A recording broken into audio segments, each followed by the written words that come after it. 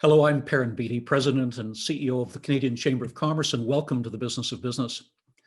Throughout the pandemic, I'll be having a series of conversations with business leaders, with government officials, and with other experts about the impact of COVID-19 and about where Canada and the Canadian economy go from here. Today, my guest is one of Canada's most important business leaders, Mark Little, the President and CEO of Suncor Energy. Born and raised in Calgary, Mark holds a science degree from the University of Calgary and an applied petroleum engineering technology degree from the Southern Alberta Institute of Technology. Now, he's also a graduate of the advanced management program of the Harvard Business School. It would be hard to find anyone more knowledgeable about Canada's energy sector. Mark has had over 34 years of international energy industry experience, including 23 years at Imperial or Exxon, and serving as a member of the Accenture Global Energy Board. He had also served as the chair of Crude Canada. Then 3 years ago, in 2008, Mark joined Suncor as Senior Vice President, Strategic Growth and Energy Trading, before becoming the Senior Vice President of Integration following Suncor's merger with Petro-Canada. Over the years, he's held a series of increasingly senior jobs with the company, including as Chief Operating Officer, before stepping in to run the company 3 years ago on December 1st, 2017. In June 2020, Mark was named Resources of the Future Chair of the Government of Canada's Industry Strategy Council. Mark, welcome to the Business of Business. Yeah, thanks, Perrin. I appreciate you having me. Now, it's been quite a year, and nowhere has it been more challenging than for Canada's oil and gas sector. Can you tell us how the pandemic has affected your company and your industry? Well, it has been a challenging year, and I think that's probably true for 80% of all industry within our country. So it's a real challenge. We have been hit pretty hard because not only did COVID mean that a lot of people stayed home and isolated, so we had this massive drop in demand, crude prices and product prices collapsed. And so we ended up with a huge hit to the financial performance of the company. And that meant that we put debt onto the balance sheet and all the challenges that came with that. Our shareholders obviously took a big hit. We ended up cutting our dividend, and obviously the share price declined significantly through this period. So it's been a challenging year for sure. I thought I'd seen it all, but every once in a while we see something that's new. Thankfully, things have stabilized a little bit, and although we're well below where we were coming into this, the industry is stable, maybe is a better way of saying it. And so, I think we're in okay shape. It's really been a trifecta in a sense for the industry. We had the slow economy in Western Canada even before all of this. Then we had a price war with the Russians and with the Saudis driving down prices, and then COVID on top of that. Do you see light at the end of the tunnel here? How long is this going to continue? You're saying it's starting to stabilize at least, and that's good news. Do you see things actually picking up substantially in the coming year? Yeah, I mean, I was thinking about it the other day. I think the worst crude price that we've had, maybe in the dawn of time, was the day that it settled at almost minus $40 a barrel, which was quite interesting. And today we're above $45 a barrel. So like this has come a huge distance. Normally you'd think an $85 swing in crude price, we must be in fabulous shape. But so things are much better. And the other thing, and maybe more importantly, the fact that the vaccines come and we're finding out new ways to be able to treat COVID and care for people as we go on this journey is super important. And then as people are able to restore more of their active lives and we can find new ways to manage the risk associated with it, and ultimately the vaccine, we're seeing demand start to strengthen. We're seeing people being able to do more. And thankfully, the significance of a lot of these infections, it seems to be declining. And with the vaccine, hopefully we can put this behind us. So, and with that, that'll be a significant strength to the business. When you look at the balance now, prices have stabilized, and we're seeing inventories, crude inventories and gasoline inventories and stuff get back into a more normal range. It got so oversupplied. But, for some parts of the industry, it's been terribly challenging, and there'll be both upstream producers and downstream refiners and such that won't make it through. And we've seen probably, I don't know, globally about 2 million barrels a day of capacity that's been rationalized through this. Wow.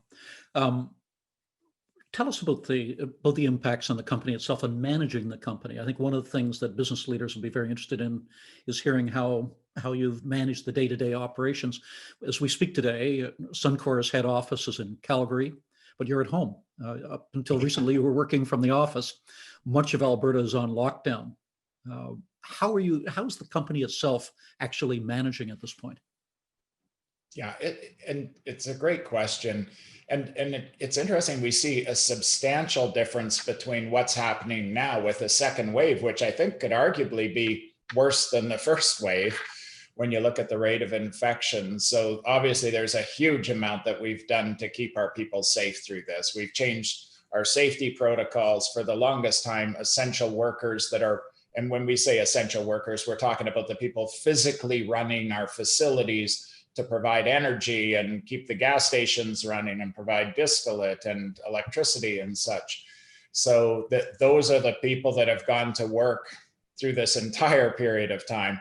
And you know, one of the things that we're very happy about is the fact that we've had very little to no business or at work transmission associated with it. So we feel very good about our protocols, but we've had to change everything. How people meet together, how people work together, how it works in the field, how we're communicating, all of these things. It's incredible. And then there's a lot of things we did to try and keep our community much better. One of the things we did very early on, we realized some of the hospitals were in Canada were actually running out of masks. We have quite a supply chain because this is just a normal part of our business that we would use these masks and stuff. So we worked with the federal government and just to expedite it, because we realized, okay, wait a minute, it's complicated going through all the procurement process and stuff with the federal government. So 40,000 masks, we just bought them and donated them to the federal government, and they gave us a distribution list, and we flew them to the northern parts of Canada, primarily to support the Indigenous people, because it looked like, the medical facilities were going to run out. So we've done some things like that through to, we worked with one of our little 3D printers around making emergency respirators. So we worked and had a little joint venture with them. So we made a number of those for the Alberta government, and we're an international company. So we even shipped some of them to Libya to help them. They were in a very desperate state. So there's a lot of things that we're doing to try and help. And then one of the things we found is our employees have been super excited about helping and trying to keep people safe. So they've been donating through the Suncors program, and we've been matching some of those things to make sure that the charities are supported, or medical supplies. So we've done all sorts of things about distributing masks to our employees. And so this is a huge team sport. And I think one of the things that's been great about it is you've seen people from all sorts of different political dimensions and industries and NGOs and charities and stuff coming together to help get Canadians through this. Obviously, we're doing this across our entire platform, but clearly the vast majority of our employees are in Canada. And so that's really important. And then, one of the key things we did was the $3 million Petro-Canada community program to try and support essential workers. And so it's been helping them and our customers at the Petro-Canada stations get through this. And then the last piece is really around mental health. We're doing a lot of work around that. And you might have just seen our Petro-Canada Caremakers Foundation we announced. We're very excited about that. We've been working on it long before COVID. It's kind of interesting. It's emerging at this time, but I think mental health will be a huge challenge for us as we go forward. And we've seen that, when we've dealt with the forest fires in Fort McMurray, the effects on the mental health can go on for 4 or 5 years after the fact. So this is a huge area of focus for us now. We're very concerned about that. And what we're seeing, particularly, you were mentioning that in some ways the second wave is tougher than the first. I think in terms of mental health, that may very well be true. People had a sense of relief as we got into the summer. Things started to warm up. Restrictions were relaxed. People were able to get outside and resume more of their ordinary lives, only to find as we went into September that we started going to lockdown again, and the impact on mental health has been serious as a consequence. So employers right across the country have to be concerned about that. Now, you have a very large office presence in Calgary. What percentage of your employees would be actually physically in the office at this point in Calgary? I I would guess it's probably around 5%. We were up to about 30%, but recently the Alberta government came out and asked all companies that if you can work from home, work from home. So we're almost back to where, or essentially back to where we were before, with essential workers only. There are some people, control room operators, security, all these types of things that do actually work in the office on a 24-hour basis. But the vast majority, through the implementation of technology, there's so many things that have happened through COVID that continue to help us get stronger. One of them was we rolled out Teams in a couple of weeks. Normally, this would have taken us months to do. And so we created a whole new platform, and there's some real positives that we've learned through this. And I guess getting pushed out of your comfort zone and using innovation and creativity and collaboration has been kind of exciting. So we've learned some great things and have some new capabilities, and that's how we're working today. That's how we're doing our interview, right? So it's a story I've heard often from CEOs across the country. And let me put the question to you that I put to many of them. When this is all over and we get to whatever the new normal is looking like, is Suncor going to look the same, or are there permanent changes to your operations as a result of what you've learned? For example, the digitization of communications. Will you be yeah, using distributed work, for example, much more? yeah, it's interesting you say that, Perrin, because and maybe just to step back for a minute is, 18 months ago, I became the CEO. One of the first things we did was we updated the purpose of the company. And so we said, our purpose is to provide trusted energy that enhances people's lives while caring for each other and the earth. And so, at the time we thought, okay, this is much more about what the purpose of the company is. And then we went out and updated our values, and our values are things like safety above all else, stronger together, operating discipline, curiosity and lifelong learning, and acting with integrity. And then we said, okay, well, that's kind of the foundation then. And then it's kind of like, okay, well, now what's this journey about? And we called it Suncor 4.0. It's Suncor, the fourth chapter of kind of our big journey. But one of the key points of that, and you kind of get that with the 4.0, is, okay, we need to become a company that's really strong in leveraging digital technology and data and such as part of our journey. There's obviously lots of other dimensions around energy transition, dealing with carbon and climate, all those types of things.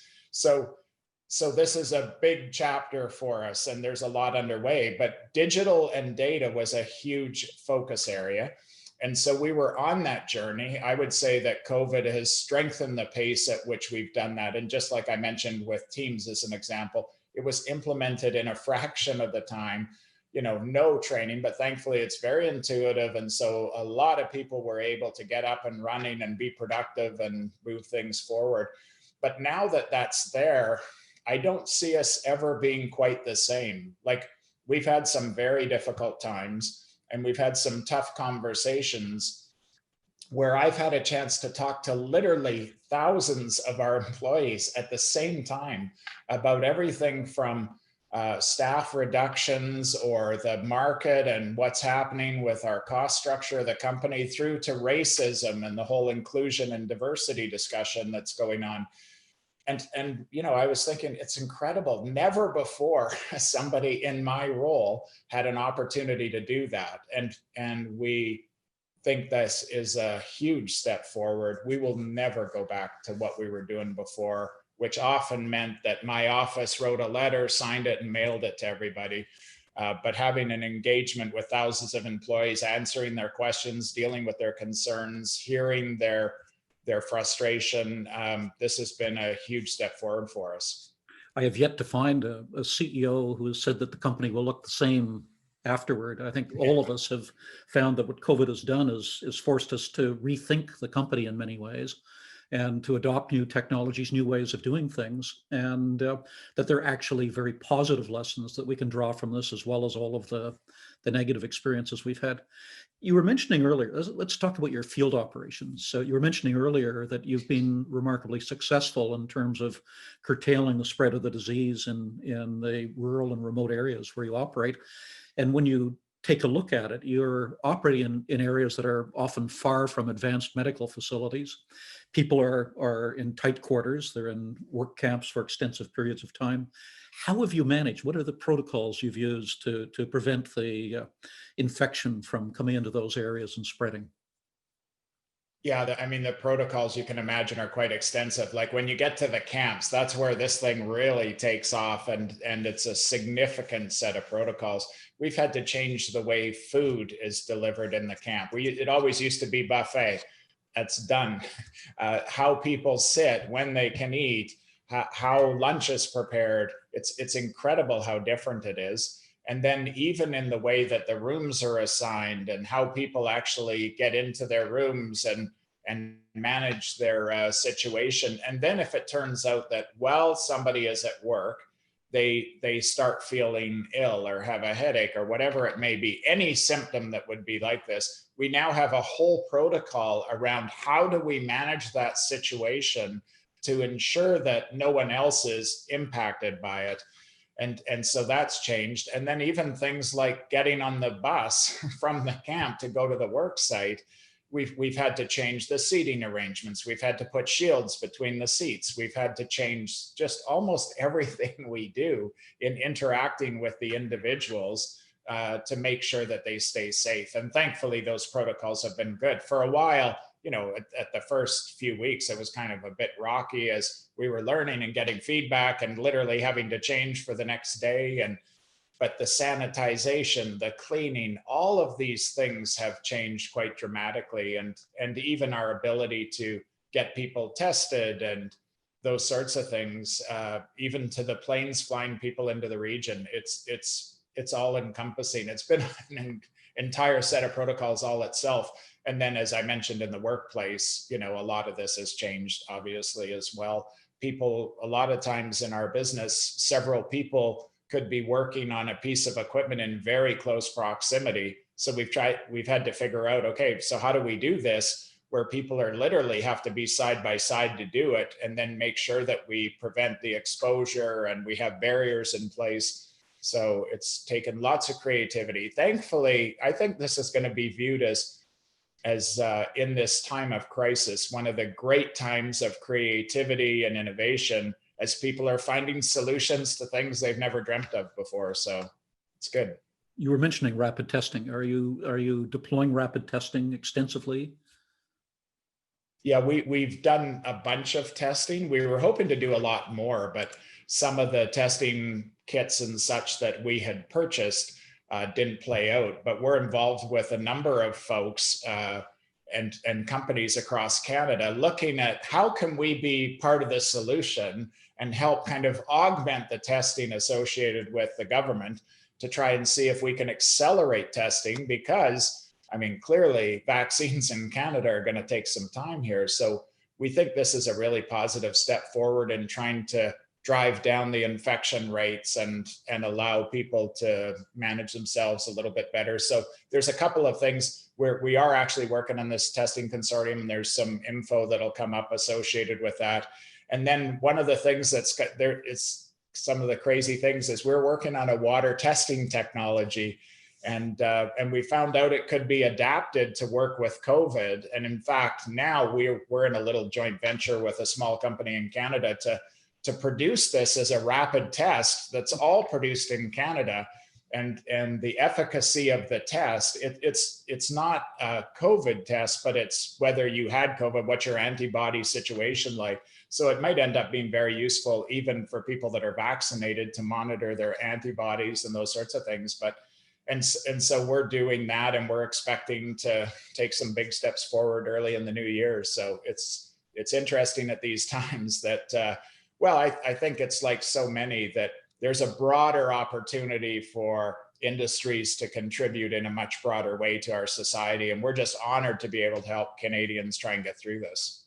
These are not initiatives that come to mind immediately when someone thinks of an energy company. It's remarkable. We've talked about how Suncor has responded in terms of trying to manage the pandemic. Can we turn to government for a minute? Early in the pandemic, the government recognized that Western Canada was particularly hard hit and that the energy sector was hard hit, and they promised that there would be assistance coming. Could you describe your impressions of what sort of help has been there for the energy sector? Has it been adequate? Are there other things that need to be done at this point? Yeah, I mean, I like this is a massive question, right? The way I would say it is, I think every single sector has a different set of issues. And you said, we're arguably the hardest hit sector. I think of some of my friends that I've got to know in the airline sector and the whole airports and everything else. And oh my goodness, I keep telling people, oh, if you think oil and gas is bad, look at the challenges that are happening in tourism and in the airline industry. And so, in some ways, when you see the challenges that they're facing, we're quite fortunate in our side, although we've been hit quite hard compared to most. So when you look at it, the federal government and took an approach that was kind of agnostic to that. It was kind of like, we're going to treat all industries the same. And I think that in the big scheme of things, in the pace of trying to figure out, like, how do you deal with this very quickly? It's probably a good approach, because for you to deal with it industry by industry by industry, now you have to start custom designing programs. That takes time. You have to understand the issues associated with it. And so they've taken that approach. It moved it out quickly. A lot of the programs have been very good, and a lot of the focus has been on supporting the individuals, like through the emergency wage program or the support for people at home. So I actually think that's actually gone quite well. I also think that there's a bunch of wisdom that the federal government now is actually starting to go in and deal with, the airline industry and some support in energy and tourism, and starting to look at where the sectors that have really been hammered through this and provide some support. So I think overall, it's actually probably a pretty good balance the way they've done it. And I think it's been quite effective. I think the big challenge is, how fast can we get this vaccine done? Because for every month that's delayed, it's going to cost the Canadian economy. And more importantly, it's going to cost infections and potentially lives. So this has to be a huge focus. And, I think all the governments across Canada are working together to solve that as quickly as possible. Yes, we've been pressing for governments to come together to develop a national COVID strategy, a COVID management strategy that would enable us to move from essentially shut down and subsidize to how do we deal with the disease? How do we manage it? How do we control it between now and the time when we have a widely disseminated vaccine, so that we can regain our ordinary lives more rapidly and reopen the economy and move away from subsidies to having businesses and individuals self-sufficient again. So we're hopeful that governments will look at how can they be better integrated and more strategic in terms of what they're doing. And certainly there are many things that both companies and individuals have to do as well to be able to contribute to that. And you were mentioning some of them that Suncor was doing. Can we talk a bit more about the company itself? And I think one of the things that may have surprised some of the viewers is the range of non-oil and gas elements of your activities that Suncor is providing leadership on. When people think of the company, they think of hydrocarbons, and yet you're not Suncor Oil, you're Suncor Energy, and you're very much engaged in renewables as well. Can you tell us about Suncor's role there? Yeah, actually, it's interesting that I don't think people fully appreciate how we play in this space. As you said, I think we're the 5th largest electrical producer in the province of Alberta. And so we're a very big player there. And we have been involved in the wind business now for, I think it's coming up 2 decades that we've been involved in wind. We're not a big player in that space, but we've developed a lot, some of it which we've sold off. And then we also have the biggest ethanol plant in the country in Ontario, where we're making agricultural based ethanol that gets blended into the gasoline pool.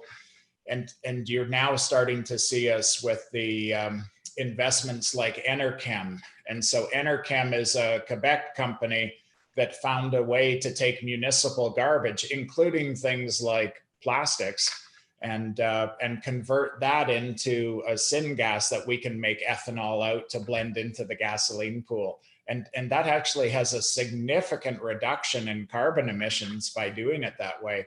We've been working with them and have been a small interest holder in the company for a period of time, but we actually sent some of our folks in to work with their team in Edmonton to improve the performance of the plant. And I don't know if you saw it this week, Perrin, but we just announced with the federal government, the provincial government, Hydro-Quebec, Proman, Shell, and ourselves, it's quite a collection of folks working in Quebec to actually build now a commercial plant that will produce methanol originally. And then ultimately, we hope in a second phase to get to ethanol to blend into the gasoline pool in Canada, so that we can continue to drive down carbon emissions while providing energy. So, and wind has been an exciting piece for us. It's been really good. One of the farms that we have, a wind farm, is in a joint venture with the Aamjiwnaun First Nation in Ontario. So we're finding ways of not only providing energy, reducing our carbon emissions, but also trying to figure out how do we help with the Indigenous engagement in the economy. So there's so many great things that can be done while we're on our journey of business and delivering returns for our shareholders. So a lot of these are very exciting. I want to come back to the question of the relationship with Indigenous communities in a minute, but perhaps can we pursue the question of alternative energy and of climate change and of ensuring environmental protection? One of the things that has always surprised me is the perception that there is in much of the country that the energy sector is in denial about climate change, or is simply trying to obstruct actions to deal with climate change. Is climate change real?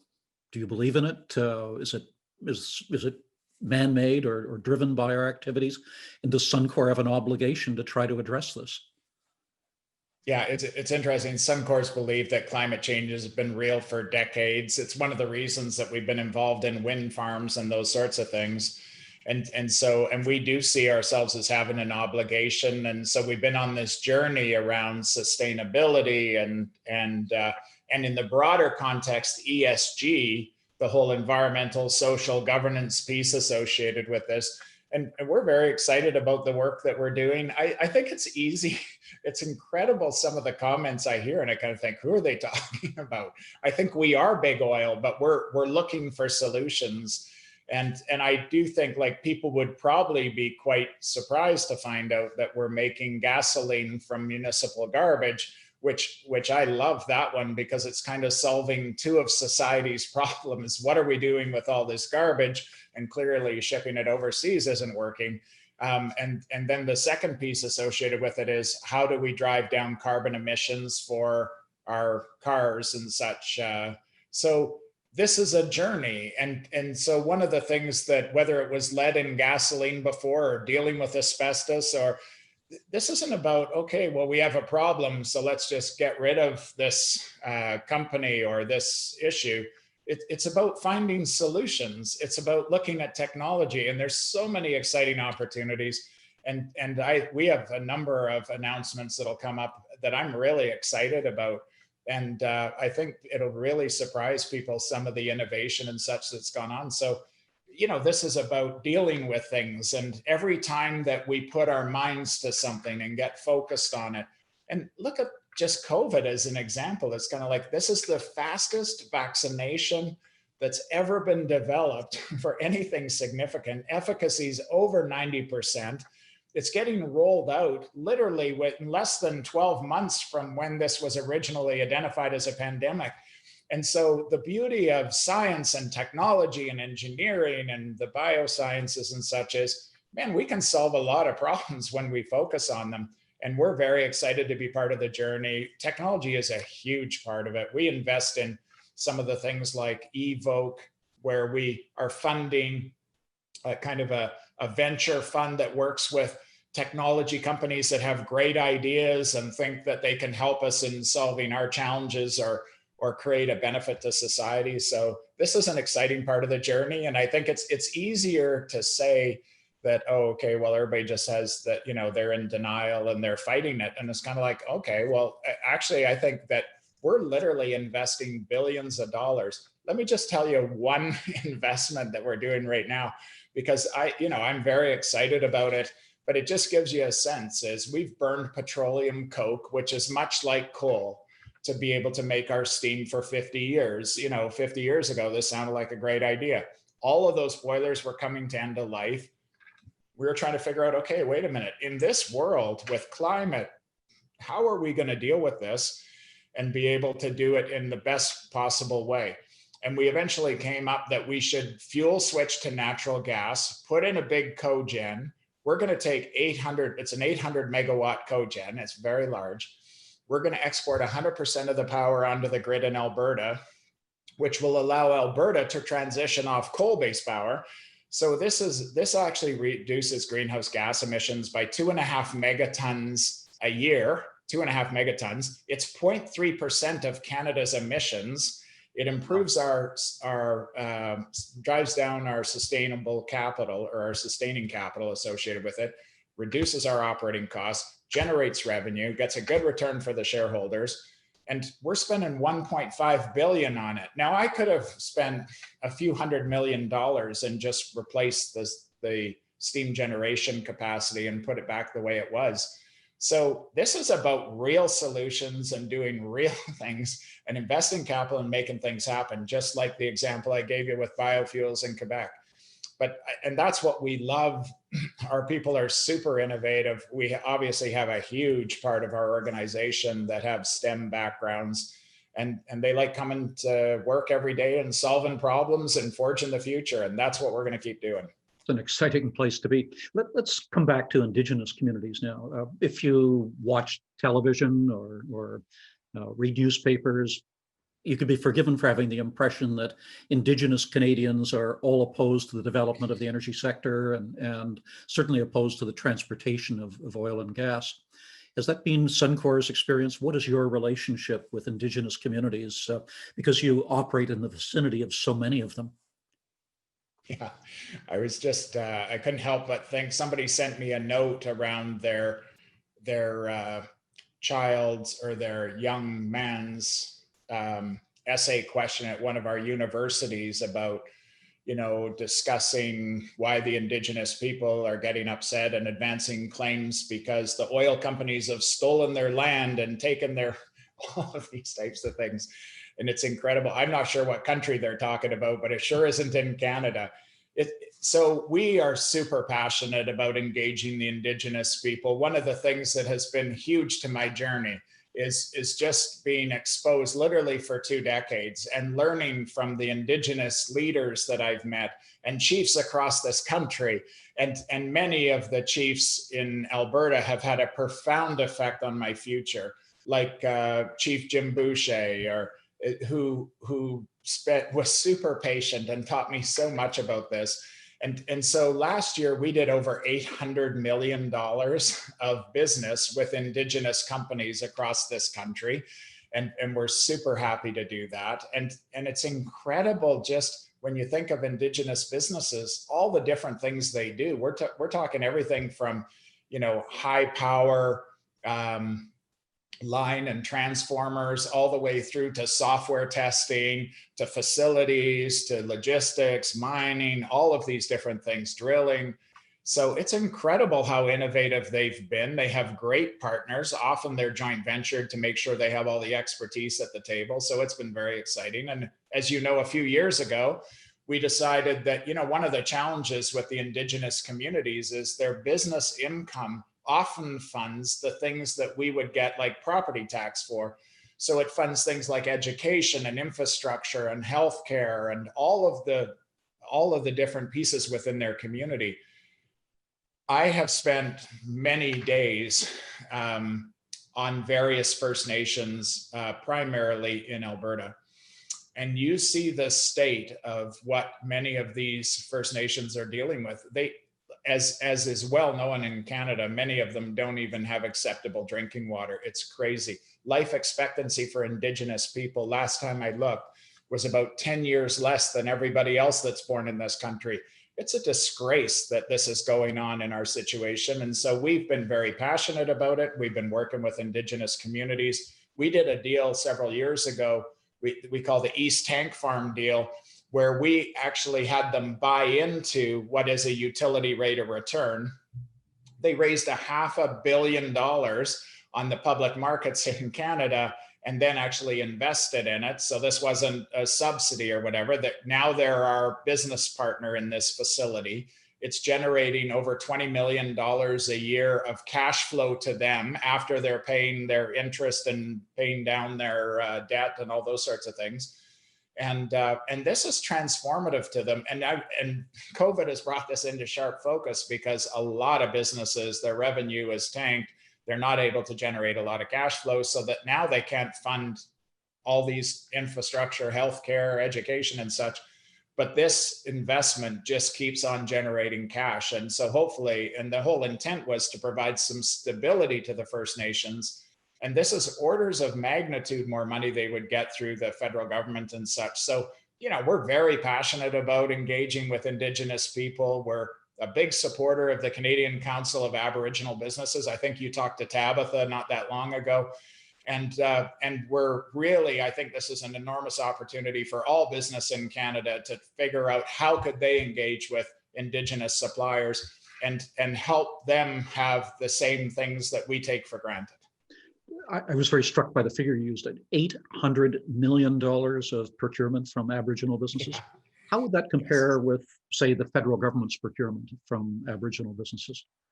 Yeah, Tabitha probably told you this. I don't know. Last time I looked, the federal government was spending about $60 million with Indigenous businesses. But I know JP Gladue, who was before Tabitha, and Tabitha was involved with it, was working with the federal government to try and get them to spend 5% of their budget with Indigenous businesses and communities across the nation. This isn't a handout. This is a competitive process, and they can actually go in, deliver goods and services, and get paid for it. And then that actually helps them have the same journey that we have. I'm super passionate about it and a big supporter of it. And I was very pleased to see that the federal government said that they would actually move to that. I just don't think at this stage of the game we've seen much action on it, but I hope that happens soon. So one company in Canada procuring several times as much as the whole of the government of Canada from Indigenous businesses. Well, and the other thing about it is, yes, we're big, and this is a huge part of what, a focus that we have. But I'll tell you, I'm very proud of all my other colleagues within the industry, because the industry is hugely engaging with Indigenous communities. And that's true, not even in oil and gas, but across the entire resource sector. If you get into forestry and into mining and such. And also, I think there's something like over 900 communities, and many of them Indigenous across the country, where their primary source of income is coming from the resource sector. So I'm excited to be part of that team. And yes, we're a big player in it. We spend a lot of money. We're a big company too, but no, it's good. Mark, the time has flown. We could continue for a long while, but I have just one more question for you. Looking down the road toward the future, what do you see? Your optimism has been something that has shone through all of this, even at the toughest times. Looking down the road at Canada's future, the future of the energy sector, and Suncor's future, what do you see? Well, one thing is very clear, Perrin, is that the world needs more energy. We totally know this, right? The population's increasing, and some say that it'll get to 11 billion people, and we're sitting at, over 7 today, or just under 8. And so we know population's increasing, and we know that standard of living and energy consumption is correlated. There's no society on the surface of the earth that doesn't consume energy and has a high standard of living. There's none, because we need energy for refrigeration. We need it for transportation. We need it for medication and medical and food and all of these different things associated with it. So, and then the second piece of this story is, prior to COVID, and quite frankly, COVID's probably made this a little more challenging, but there was about 700 million, or about 10% of the world's population, that was below the poverty line and basically lived just day to day. And so they've been, now that number's declined hugely over the last several decades. And so thankfully it's only 700, but now some of the reports through COVID show that, okay, that number's probably gone up. Maybe it's going to be 900 by the time we get out of this, which is just a real tragedy. And so now as people are getting lifted out of poverty, they also start consuming more energy because they need all of these things we talked about: proper food, proper hygiene and sanitation, all of these different things. So it's super exciting to be part of the energy industry. Yes, we have some challenges associated with it, but one of the things I absolutely love is when you start going and looking at environment and social and governance and this whole ESG piece. I think this is a huge playing card for Canada. And I'll just use the example of the oil industry in Canada. If you go and look at the oil industry, you think, okay, well, where are the nations around the world that actually have oil resource? And I'll tell you, in the top 10, which is a dominant part of the entire global oil industry, most of them are OPEC members. But there's only 2 democratic nations in that list: Canada and the United States. And the rest are, Russia, Venezuela, OPEC, and Iraq, Iran. That's who we're competing against. And so the joy for us is, if I look long term and think about not just the energy industry, but also the oil industry in Canada, man, I'll go head to head with them on ESG any day of the week, because we have human rights, we have the rule of law, we have inclusion and diversity, we have engagement with our Indigenous people, we have transparency of environmental regulations, we have all of these things, and we have proper governance associated with it, all of these things. And it's kind of like, okay, we can go head to head. And the one issue we have is carbon. We need to deal with it, and we need to move faster. Everybody in the industry understands that. But I'll tell you one thing is, if you go back and think about where the Canadian oil industry was 20 years ago, we've come a huge distance. And now we're seeing operations like our Fort Hills operations, where we're literally extracting carbon, putting it in the ground, and shipping just a portion of the barrel to market. That barrel now, on a full life cycle basis, is the average barrel in the United States from a carbon footprint. So we've come a huge distance, and I'll tell you, at the rate we're going, we're going to move the dial, and we will be not only the best on environmental performance and social performance and governance of any industry in the world, but we are going to actually move the needle and be well better than average and be a leader in dealing with carbon as we go forward, and as our whole country goes on the journey to net zero by 2050. So that's my little rant for the day. A good note to end it on. Mark, it's been absolutely fascinating. Thank you. Thank you for being with us today on the Business of Business, and best of the season to you and to all of the employees of Suncor. Very good. Thanks, Perrin. Appreciate it, and have a great Christmas. Thank you.